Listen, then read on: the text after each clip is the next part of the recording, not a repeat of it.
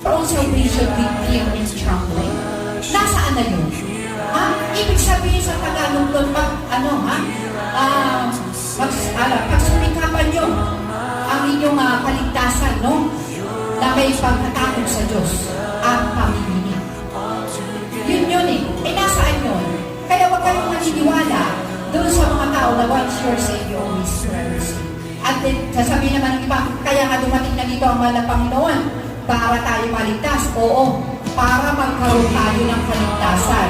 Pero, work your own salvation. Ikaw ba naman tatanggapin ka ng mahal na Panginoon? Hindi mo rin pinaghirapan yung papuntang langit.